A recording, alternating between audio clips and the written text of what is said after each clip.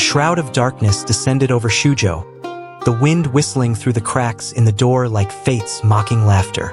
Zhang Fei sat in a drunken stupor, a leather whip in his hand, his eyes bloodshot with the veins of aimless fury. Qiao Bao, a subordinate, was beaten within an inch of his life for the simple crime of failing to drain a cup of wine offered to him. That sound of the whip lashing against flesh was more than just a drunkard's tantrum. It was the cracking of a management structure built on nothing but sentiment. Liu Bei had entrusted the city's official seal to his sworn brother, placing blind faith in brotherhood and loyalty while forgetting that power, when unrestrained by cold, hard rules, becomes a double-edged sword. Zhang Fei's loss of Xuzhou was not because Cao Cao was too strong or Lu Bu too brilliant. He lost it because his own dissolute mind allowed emotion to conquer reason, creating a fatal power vacuum in the heart of the command. Lu Bu, the man dubbed the bastard of three masters, stood outside the city walls, watching. In his eyes, there was no benevolence, righteousness, or morality, only interest and opportunity. Seeing Zhang Fei's intoxication and the army's simmering resentment, Lu Bu struck without hesitation. This is the wolf's instinct. A wolf cares nothing for the morality of its prey. It only seeks a vulnerability to exploit. Lu Bu's treachery was the inevitable consequence of an environment where trust is a gamble on personality rather than a commitment bound by mechanisms. Dong Zhuo died because he believed Lu Bu was his son. Ding Yuan died because he believed Lu Bu was his servant. Both perished because they tried to bind a wild beast with emotion, when only the iron chains of discipline and the lure of fair interest could ever hope to tame it. Looking back through a millennium of history, the empires that collapsed most rapidly were those where emotion sat upon the throne. When a leader bestows excessive rewards out of joy or metes out arbitrary punishment out of sorrow, the system has already begun digging its own grave.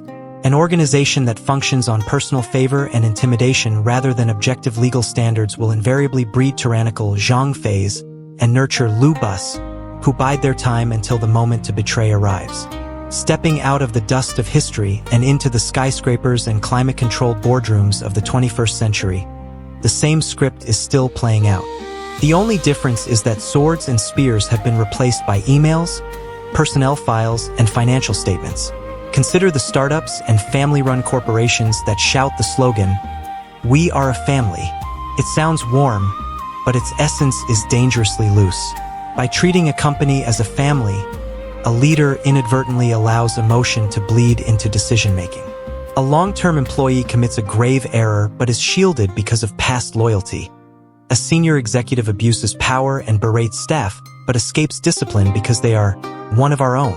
This is the image of a drunken Zhang Fei ruling over a modern-day Xuzhou. This indulgence of emotion fosters a toxic culture. True talents, those who operate based on competence and logic, will inevitably feel resentful. Like the soldiers under Zhang Fei, they are suppressed by irrational injustice. When that resentment reaches a breaking point, a power vacuum emerges. That is when the opportunists, the Lu Bus of the digital age, make their move. They do not need a Skypiercer Crescent halberd to kill.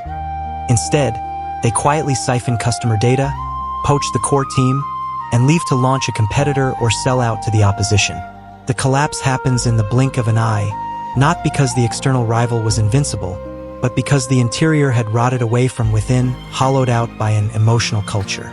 The underlying mechanics of the human heart have never changed. Humans are, by nature, self-interested creatures driven by emotion.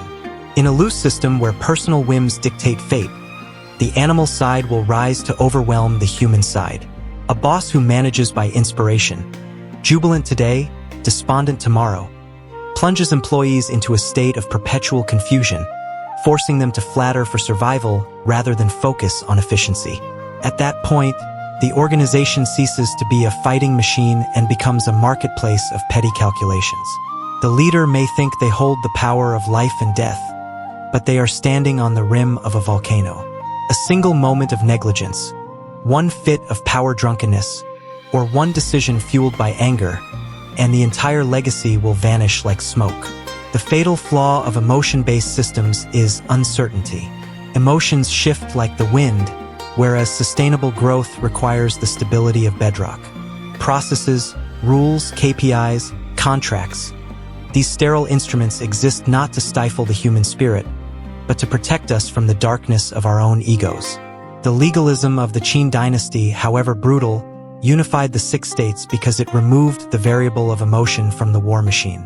Merit was rewarded and guilt was punished, whether the subject was a crown prince or a commoner. This was the cold-blooded necessity required to maintain order. Conversely, look at the dissolution of businesses, bands, or founding teams. The root cause is almost always a lack of fairness and clarity from the outset. They rely on promises and shared passion, while eschewing legal constraints. When interests inevitably clash or egos are bruised, brotherhood curdles into hatred. Lu Bu killed Ding Yuan for the red hair horse and gold.